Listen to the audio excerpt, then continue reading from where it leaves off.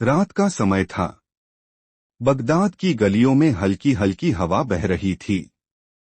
एक पुराना मकान जिसकी दीवारों पर वक्त के निशान थे, उसमें एक गरीब लेकिन ईमानदार मजदूर अहमद अपनी पत्नी और 2 बच्चों के साथ रहता था।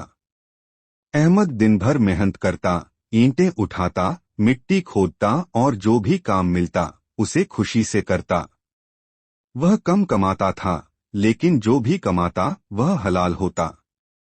उसके चेहरे पर हमेशा सुकून रहता, लेकिन गरीबी की वजह से कई बार उसके बच्चों को भूखा भी सोना पड़ता।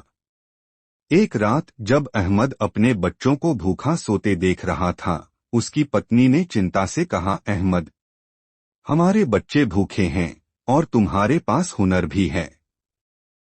अगर तुम चाहो तो किसी अमीर के यहाँ काम करके ज्यादा पैसे कमा सकते हो या थोड़ा समझदारी से पैसा बढ़ा सकते हो।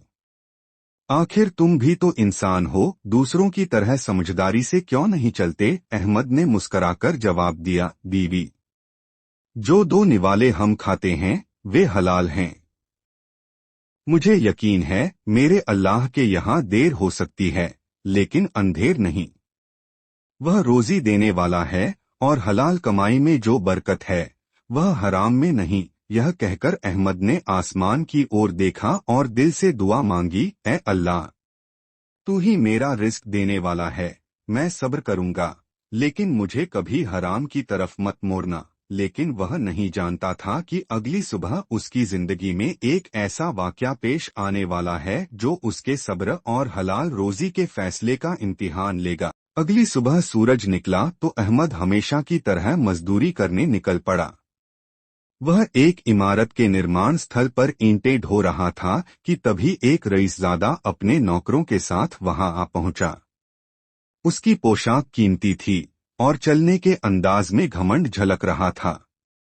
रईसजादा कुछ देर अहमद को मेहनत करते देखता रहा, फिर हंसते हुए बोला, अरे मजदूर, तुम सारा दिन मेहनत करके सिर्फ कुछ दिरहम कमाते हो। अगर चाहो तो एक ही दिन में अमीर बन सकते हो। अहमद ने हैरानी से उसकी तरफ देखा और पूछा, वो कैसे? रईसजादे ने मुस्कुराकर कहा, मेरे साथ आओ, बस एक छोटा सा काम करना होगा। किसी को धोखा देना पड़ेगा, लेकिन बदले में तुम्हें सोने के सिक्के मिलेंगे। तुम्हारी गरीबी हमेशा के लिए खत्म हो जाएगी। अहमद के दिल में हलचल मच गई। उसके भूखे बच्चों के चेहरे उसकी आंखों के सामने आ गए।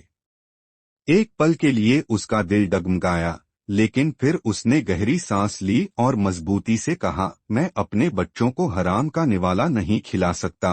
रईसजादा जोर से हंस पड़ा, नादान हो तुम।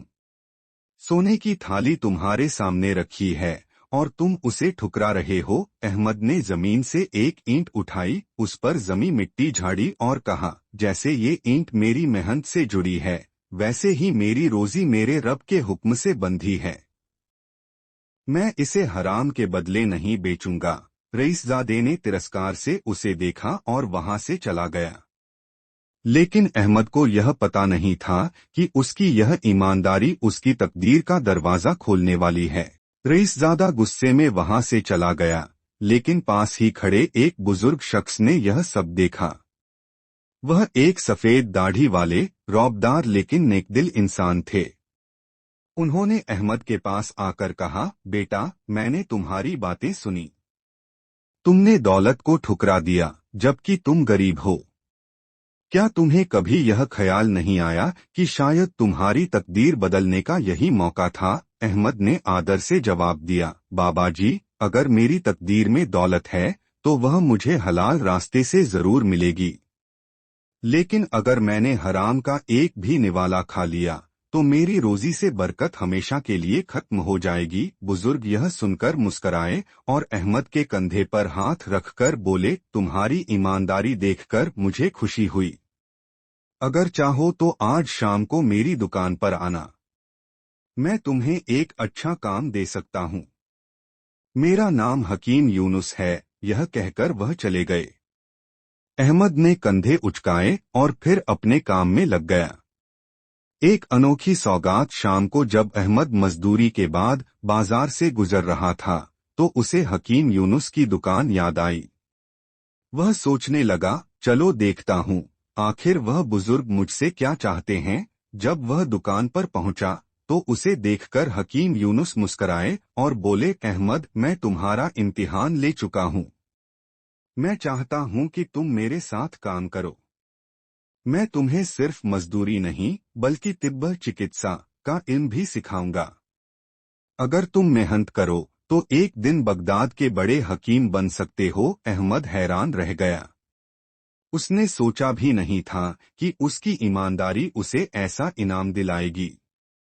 लेकिन क्या यह सच में उसके नसीब का दरवाजा था या कोई और इम्तिहान उसका इंतजार कर रहा था? अहमद आश्चर्य में था। वह एक साधारण मजदूर था और अब हकीम यूनुस उसे अपना शागिर्द बनाना चाहते थे। उसने झिझकते हुए कहा, बाबा जी, मुझे दवाओं और इलाज के बारे में कुछ भी नहीं पता। मैं कैसे सीख पाऊंगा? हकीम यूनुस मुस्कुराकर बोले, बेटा, हुनर सीखा जा सकता है, लेकिन ईमानदारी और मेहनत का जज्बा खुदा की दी हुई नेमत होती है। तुम में यह दोनों चीजें हैं। अहमद ने सिर झुका लिया। उसने हमेशा खुदा से दुआ मांगी थी कि उसे हलाल रोजी के लिए अच्छा रास्ता दिखाए। शायद यह उसी की निशानी थी।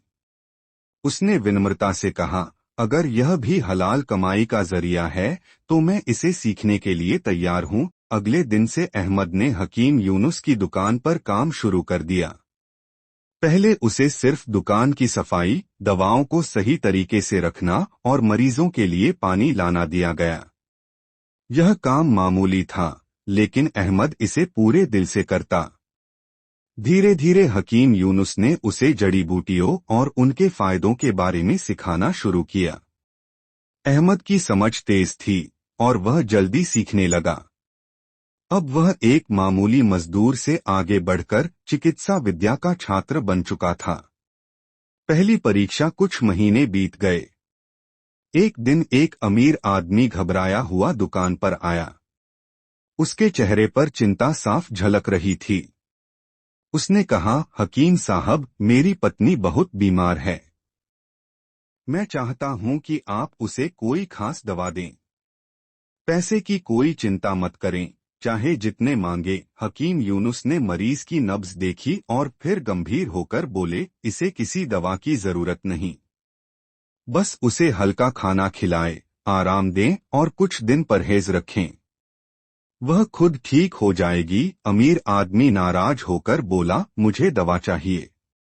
पैसे की कोई कमी नहीं, चाहे जरूरत हो या नहीं। यह सुनकर अहमद के दिल में एक हलचल हुई। उसे अपना पुराना संघर्ष याद आ गया, जब उसने भी हराम पैसे का लालच ठुकराया था। उसने हकीम यूनुस की तरफ देखा कि वह क्या जवाब देंगे। हकीम यूनुस ने अहमद की ओर देखा और मुस्कुराते हुए बोले, अहमद, अब तुम मेरे शागिर्द हो। बताओ, हमें क्या करना चाहिए? अहमद ने बिना झिझक जवाब दिया, रिस्क की बरकत ईमानदारी में होती है। अगर मरीज को दवा की जरूरत नहीं तो हमें पैसे के लिए उसे नुकसान नहीं पहुंचाना चाहिए। हकीम यूनुस ने संतोष से सिर हिलाया। अमीर आदमी गुस्से में दुकान से चला गया, लेकिन अहमद को अपने फैसले पर कोई अफसोस नहीं था। वह जानता था कि ईमानदारी की राह मुश्किल जरूर होती है, लेकिन इसी में असली बरकत होती है। हकीम यूनुस ने अहमद के कंधे पर हाथ रखा और मुस्कुराकर बोले, आज तुमने साबित कर दिया कि तुम सिर्फ हुनर नहीं बल्कि सच्चाई और अमानतदारी का सबक भी सीख रहे हो। यही गुण एक अच्छे हकीम में होने चाहिए। अहमद के चेहरे पर संतोष था। उसने महसूस किया कि हलाल कमाई का सबसे बड़ा इनाम सुकून और बरकत होती है। नया इम्तिहान कुछ महीनों बाद हकीम यूनुस बीमार पड़ गए। अब दुकान की सारी जिम्मेदारी अहमद पर आ गई। वह मरीजों की देखभाल करता, दवाइयां बनाता और हकीम यूनुस की सीख के अनुसार इलाज करता। उसकी ईमानदारी और मेहनत से लोग बहुत खुश थे और उसकी शोहरत दूर दूर तक फैलने लगी। एक दिन एक बेहद अमीर व्यापारी उसकी दुकान पर आया। वह बहुत परेशान लग रहा था। उसने अहमद से कहा, मुझे बहुत बड़ी परेशानी है। मेरी बीवी की तबीयत बहुत खराब है। मुझे किसी भी कीमत पर उसे ठीक कराना है।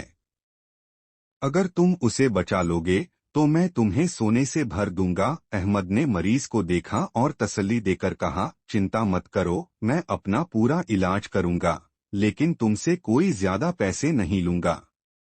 मैं सिर्फ अपनी मेहनत के मुताबिक ही मेहनताना लूंगा। व्यापारी चौंक गया और बोला, दुनिया में कोई भी इंसान पैसे का लालच नहीं छोड़ता, और तुम ज्यादा सोना लेने से मना कर रहे हो। अहमद मुस्कराया और जवाब दिया, सही इलाज मेरी जिम्मेदारी है, लेकिन हलाल कमाई मेरी पहचान है। अगर मैंने तुम्हारे दुख का फायदा उठाया तो मेरी दवा में बरकत नहीं रहेगी। बरकत का असली इनाम। व्यापारी बहुत प्रभावित हुआ। अहमद के इलाज से उसकी पत्नी जल्दी ठीक हो गई। जाते वक्त व्यापारी ने कहा, अहमद, आज तुमने मुझे एक बड़ी सीख दी है। दुनिया में दौलत से ज्यादा ईमानदारी की कीमत होती है। अल्लाह तुम्हारे हलाल रिस्क में और बरकत दे। अहमद ने सिर झुका लिया। उसे अब यकीन हो गया था कि हलाल कमाई सिर्फ दौलत नहीं, बल्कि इज्जत और सुकून भी देती है। क्या अहमद को उसकी मेहनत और ईमानदारी का कोई और बड़ा इनाम मिलेगा?